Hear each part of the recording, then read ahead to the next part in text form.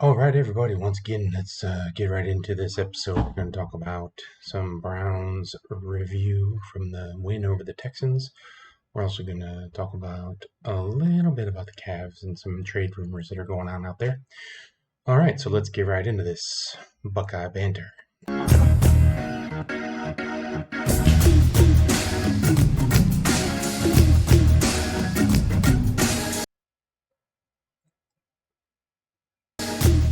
Welcome to the banter.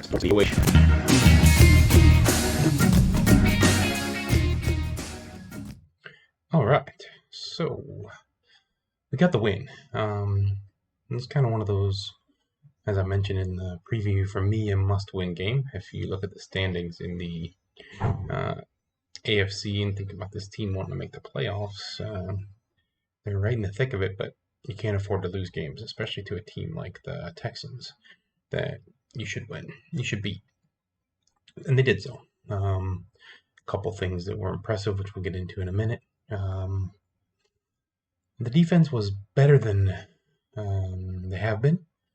Not great, but kind of that bend but don't break.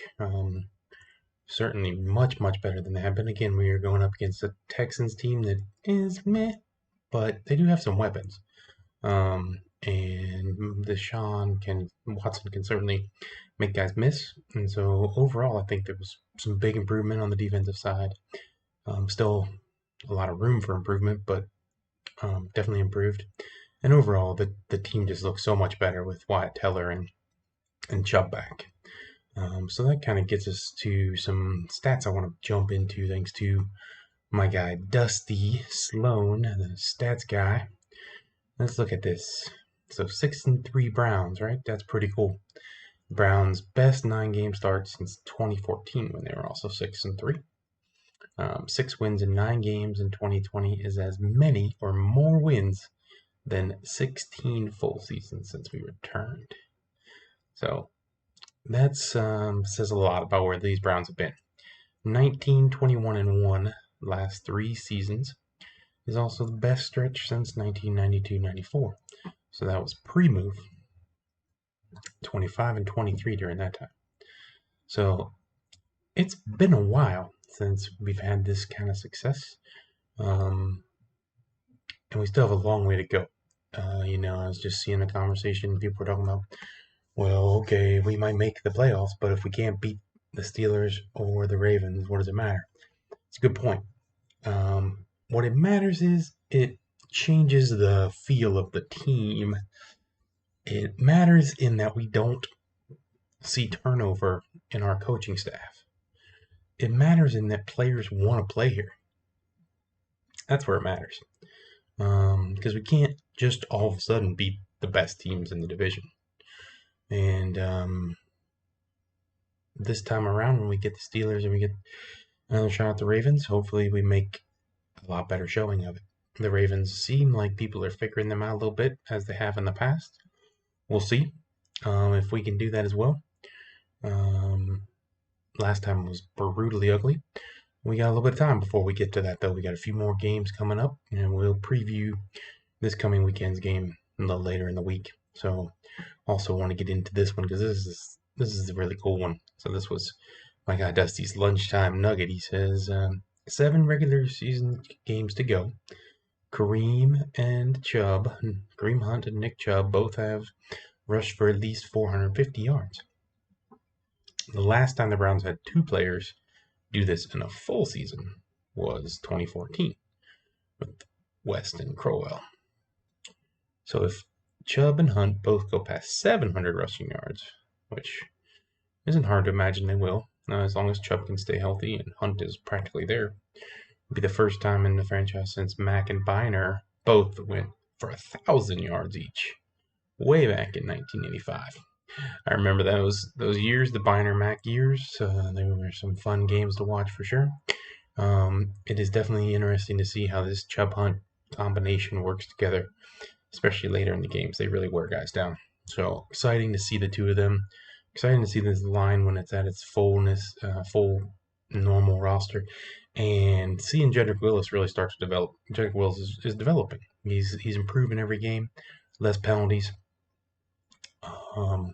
They even commented how J.J. Watt moved over to his side, thought he'd get a little something on the rookie, and move back to the other side. One, because that's where he really plays from more, but two, because the rookie wasn't as easy as he thought he was going to be. So good news for the Browns. He's looking like between him and bringing him Bill Callahan to prepare him, real good pairing. That's doing what people thought could be done there. Callahan's a genius at that. You look at what he did with that Cowboys line. They drafted a lot of guys later in the draft, and he turned them into studs. So, yeah, Callahan is probably one of the not a good head coach. There's so many coaches out there that are like this. Not a good head coach, but this guy knows how to coach an offensive line. Like, just if I was going to hire an offensive line coach, I would certainly try to get that dude. He's one of the best. All right, so let's talk about Cavs a little bit. There's a bunch of rumors out there, of course. There's going to keep being rumors. We're going to get into the Cavs a lot more, but right now the two I wanted to touch on is Kevin Love trades and Andre Drummond. The Andre Drummond one to me seems ridiculous. They're saying, they're going to sign him. He's going to sign his player option, except he's going to take the player option to get his $28 million and then facilitate a trade. Like, if the Cavs have someone who's willing to take that deal in a trade that benefits him, great. But I just don't know how that's happening right now in 2020. Feels like a big ask. I hope they have someone that'll take him in a deal that benefits the Cavs. That'd be great. I hope the Cavs don't have to pay him $28 million. I think Drummond is a good player. I just don't know that this team is designed right now to be built around a $28 million prodding center who just plays a different game than what most of the league is playing. So I do think that him pairing with Kevin Love isn't a bad thing because Love has become more and more of a defensive liability. And so Love can stretch the floor at the 4, and Drummond can be that defensive presence that you need. Back to Love, that again, I don't see people giving us what we would need to trade Love. But it's a big salary, an experienced guy. If he wants to go, I could see them facilitating a trade as long as they get a decent return for him. The guy's been just model citizen, helped us win a championship. To be honest, he's been a favorite player of mine for a long time. Came in, just did what he had to do, even though he wasn't the guy like he's always been. So now he's the guy again, and we saw last season his numbers were pretty strong. I mean, I think he finished with like 17 or 18 and 10 for averages, and back in the day he was a little over 20 and 10. But when your team isn't very good around you, it's hard to get those 20 and 10. But he's still a pretty solid player. So I think that he's got something to offer, and if he really wants to go someplace and play on a contender, I could see the Cavs facilitating that for him. But I could also see them keeping him around if he wants to be here. So we'll see what happens with Kevin. But I just don't think they're going to trade Kevin because they get blown away by a deal. I think if they trade Caleb, it'll be because he wants to go, and it's hard to hold that against him at this point. He gave us his all. Suffered that terrible injury that maybe cost us 2 championships because they could have probably won it that year, and then lost him after the Celtics. Kelly Olynyk, right, threw him down and lost him for the rest of that playoff run, and then came back and was vital in that Game 7. We'll all remember the defense he had to try and play on Steph in that game, I'm sure, as Cavs fans for a long time. But he did it, and he made some big shots, and again, all while playing kind of the third fiddle, which is not his what he's used to at all. So yeah, we'll see what happens with Kevin.